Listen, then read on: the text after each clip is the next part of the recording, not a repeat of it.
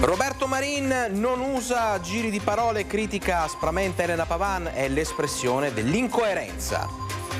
Sanità veneta sotto esame, per le liste d'attesa non si investe abbastanza, il problema resta.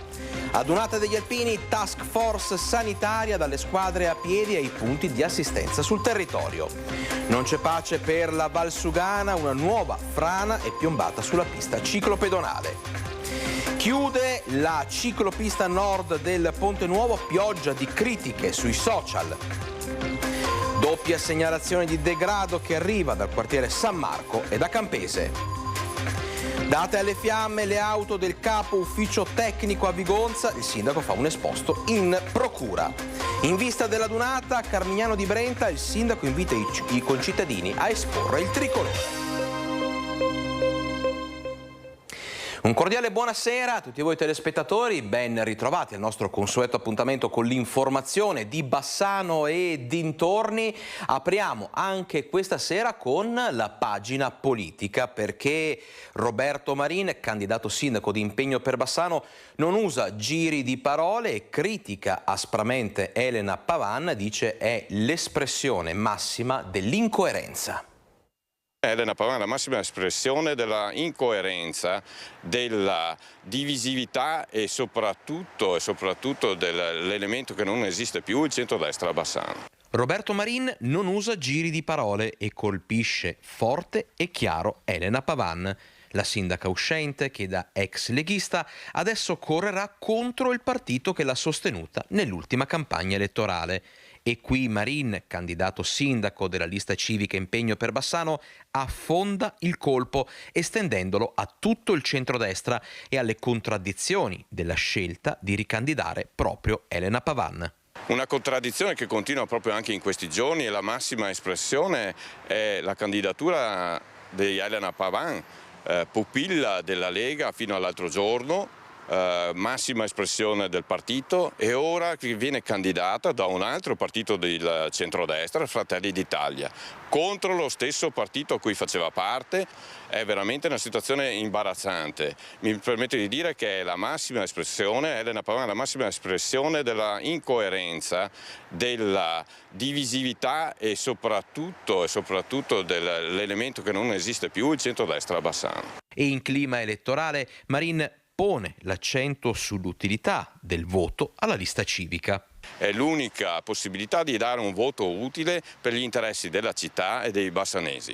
Ma soprattutto lancia un monito, cioè quello di non farsi distrarre dal racconto che i sostenitori della sindaca uscente fanno rispetto a questi 5 anni di amministrazione Pavan, facendo sembrare oro, dice Marin, quello che in realtà oro non è. Invito gli ascoltatori ad aprire gli occhi rispetto alla situazione che sta emergendo. La situazione è che dobbiamo distinguere tra la manutenzione ordinaria della città, le rotonde, i tombini e i lampioni, rispetto alla strategia e rispetto al disegno che si vuole dare alla città nel futuro. Dobbiamo distinguere tra la manutenzione della città e la progettualità e la lungimiranza verso il futuro della città di Bassano e Grappa. Insomma, parole forti, chiare, quelle di Roberto Marin. La campagna elettorale entra ogni giorno sempre più nel vivo. In vista dell'appuntamento dell'8-9 giugno noi ve la racconteremo, continueremo a raccontarvela ogni sera. Adesso cambiamo argomento, parliamo di sanità veneta, sanità locale sotto esame, per le liste d'attesa non si investe abbastanza, il problema rimane, lo dice la consigliera Chiara Luisetto. Una sala gremita per un incontro su temi profondamente sentiti dalla comunità: sanità, riorganizzazione del sistema sanitario, criticità e privatizzazione dei servizi. Il candidato sindaco Roberto Campagnolo ha promosso un incontro a cui hanno partecipato, oltre a moltissimi bassanesi, anche la senatrice Barbara Guidolin e la consigliera regionale Chiara Luisetto. Sotto accusa critica la situazione della sanità locale e la gestione della Regione Veneto. La Regione si sta dotando di un nuovo piano per abbattere le liste d'attesa senza però metterci un euro, mentre i vicini di casa, l'Emilia Romagna, mette 30 milioni di euro per 1 milione di prestazioni in più nel 2024 e quindi per smaltire le attese lunghe createsi negli anni. Noi investiamo in che cosa? In un nuovo progetto senza però mettere un euro. Anche lo stesso galleggiamento, il chiamare il CUP e non ricevere risposta e attendere di venire richiamati, ma nello stesso tempo non pesare sulle statistiche di eccellenza della Regione, anche questo non viene cancellato dal nuovo piano, viene semplicemente cambiato il nome, diventa un pre-appuntamento. Ma l'affondo della consigliera Luisetto si estende anche ai problemi in cui incapperanno i comuni del territorio in ambito sociale e socio-assistenziale. Anche in questo caso, alla Regione Veneto viene chiesto un intervento risolutivo e concreto. I comuni saranno chiamati ad una grande sfida, ad affrontare cioè i servizi sociali in maniera totalmente nuova e coordinata, organizzandosi con una nuova forma giuridica tutti assieme per rispondere alle fragilità delle famiglie, al tema della disabilità e dunque del dopo di noi, alle questioni relative agli anziani e a chi cerca casa o lavoro. Lo dovranno fare in maniera totalmente nuova. Questo nuovo sistema, i cosiddetti ambiti territoriali sociali che la Regione ha approvato, non è però sostenuto da adeguate risorse. Voltiamo pagina, adesso parliamo della grande adunata nazionale degli alpini che noi di Rete Veneta seguiremo minuto per raccontarvi tutto. Adesso però parliamo di task force sanitaria, è stata schierata, tutto pronto a Vicenza. Una vera e propria task force, quella attivata dall'Ulsotto in vista dell'adunata che porterà a Vicenza 4 volte tanto la popolazione che normalmente risiede in città. Un gran dispiegamento di forze che saranno coordinate tra loro. Qui siamo nella stanza che diventerà il coordinamento medico di quella che sarà l'attività del 118. Nella stanza a fianco la centrale operativa pronta a gestire tutte le ambulanze che ruoteranno in funzione delle esigenze della popolazione. Oltre a questo ne avremo dislocati dei posti medici avanzati, sono delle strutture che servono più che altro alla popolazione per visite, per problemi, per poter avere una ricetta medica o una visita, controllo della pressione e anche per situazioni di emergenza in cui dovesse capitare qualcosa, sono forniti di tutte le attrezzature per poter gestire anche situazioni molto gravi. Su queste poi ruotano le ambulanze che andranno a prelevare i pazienti per portarli poi verso l'ospedale. Avremo un ospedale da campo che può gestire anche pazienti di livello superiore, che è gestito dall'Associazione Nazionale Alpini Squadra Sanitaria, Sanità Alpina, e poi ovviamente su tutto questo avremo delle squadre a piedi che ruoteranno per la città di Vicenza e che saranno sempre gestite dal 118. Dove compaiono le bandierine rosse saranno dislocate le squadre a piedi, ognuna delle quali sarà dotata di questa bandiera proprio per permettere la riconoscibilità da parte degli utenti.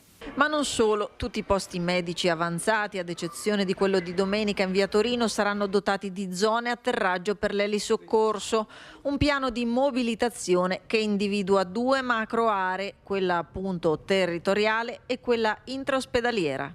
Per quanto concerne invece il potenziamento all'interno delle strutture, abbiamo potenziato soprattutto la rete tempo dipendenti, quindi cardiologia, neuroradiologia interventistica, ma anche psichiatria, psicologia, perché spesso in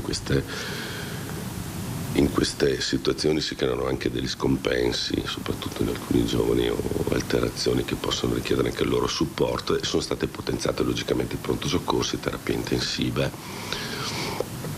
pronti a recepire un aumentato. Questo è supportato anche dalle aree SPO, che anche Arzignano e le altre aree supportano il centrale come azienda unica, quindi tutto il gruppo supporterà dal punto di vista sanitario questa azione.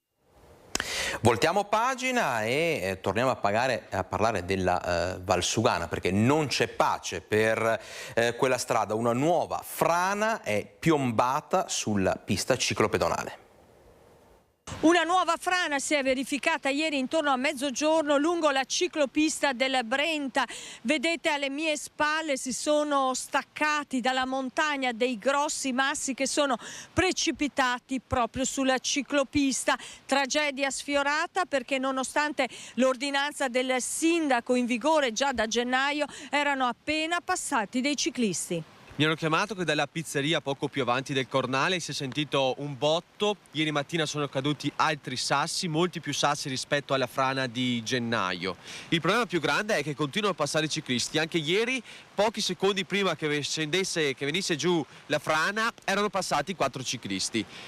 La ciclabile è chiusa, la chiudiamo per la sicurezza di tutti. Un territorio, quello della Valsugana, che si conferma fragile. La grande frana di gennaio sulla strada statale 47 e poi il susseguirsi di distacchi di massi sulla ciclopista del Brenta, una situazione aggravata dalle condizioni meteo. Questi continui cambi di temperatura fanno entrare l'acqua, la fanno filtrare all'interno della roccia che quindi col freddo si congela e poi col caldo fa distaccare i massi. L'acqua in questi giorni non aiuta, non ci permette nemmeno di lavorare. L'obiettivo del comune di Enego è quello di riaprire la ciclabile il prima possibile mettendo in sicurezza la parete. Quando avremo il progetto esecutivo faremo anche dei lavori, c'è una rete paramassi sopra la ciclabile, si sta valutando un vallo e delle sicurezze ulteriori in parete. Opere che potrebbero costare al comune circa 300.000 euro, tanto per una realtà piccola come quella di Enego che confida così nell'aiuto della regione per arrivare alla riapertura entro pochi mesi.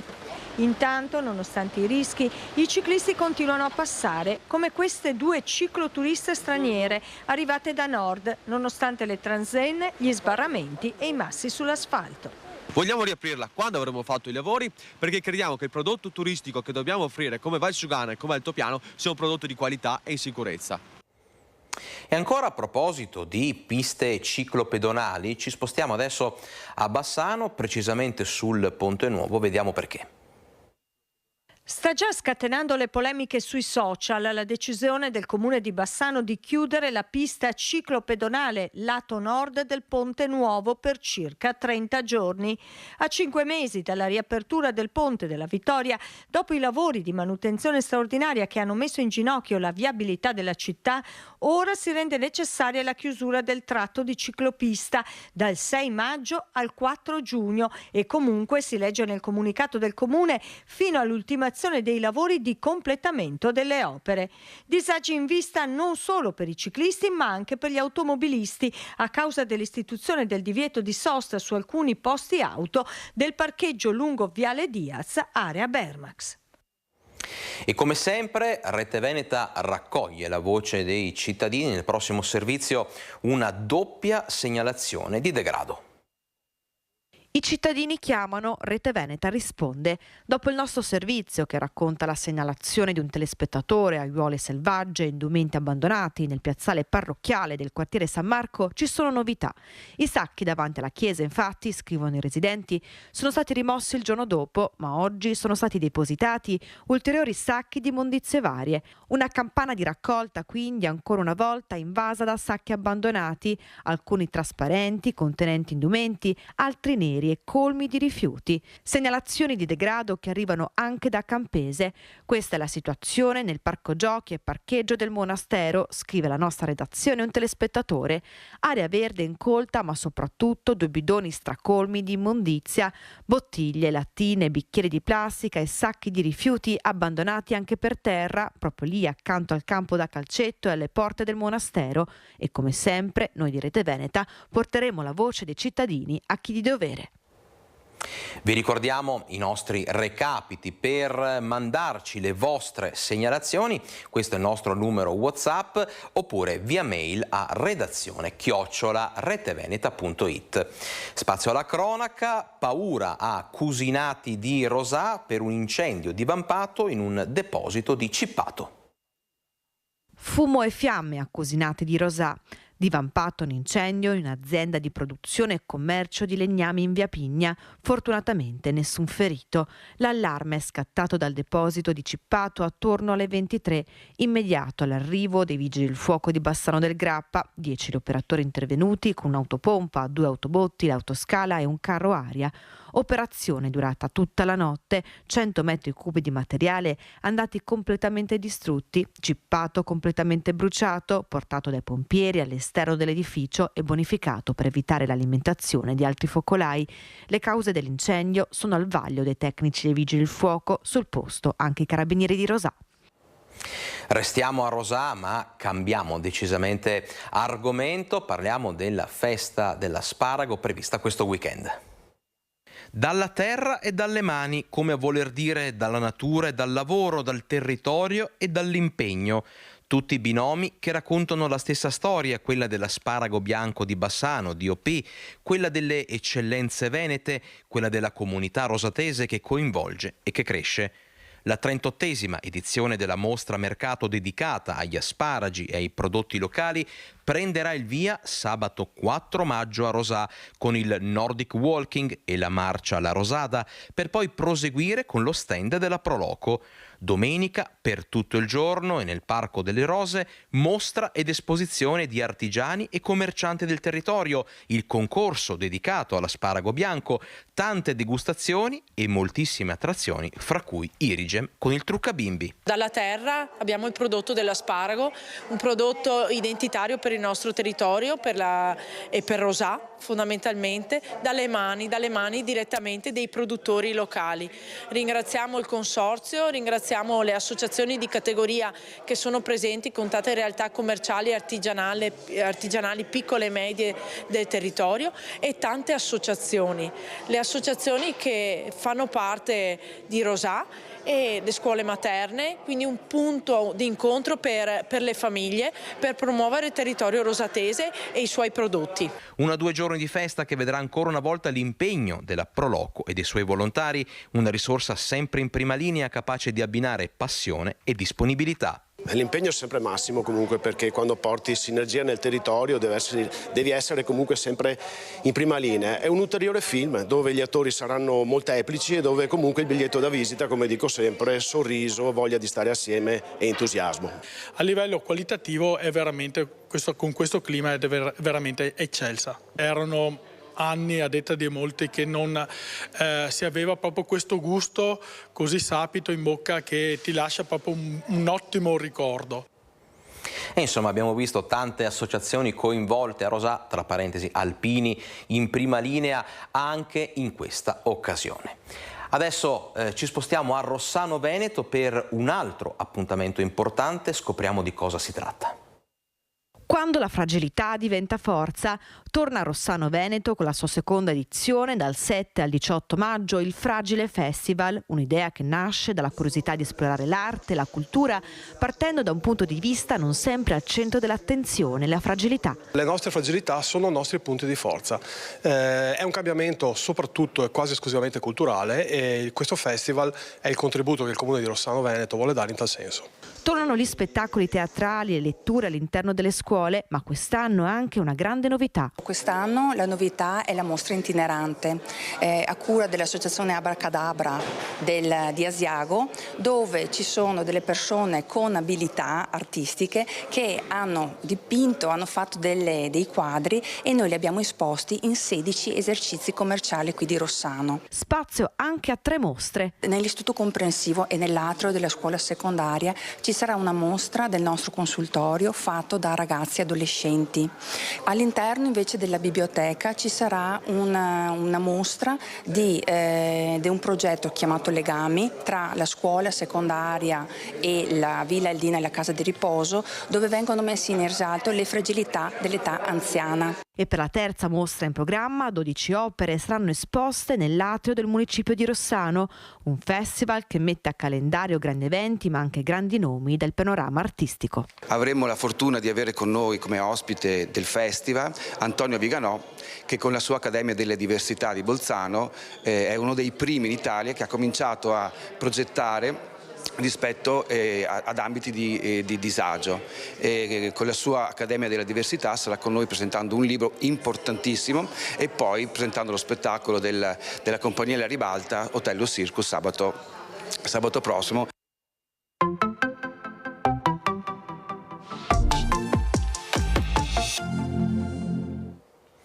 A Vigonza bruciate le auto del capo ufficio tecnico, la pista del dolo sembra certa. Nel vialetto del giardino dell'abitazione di Via Rigato le carcasse annerite delle 2 auto, quel che resta dell'atto vandalico che ha preso di mira il capo ufficio tecnico del comune di Vigonza, Enzo Ferrara. Le fiamme sono divampate alle 3 di notte del 1° maggio e hanno distrutto le vetture del dipendente comunale e della moglie.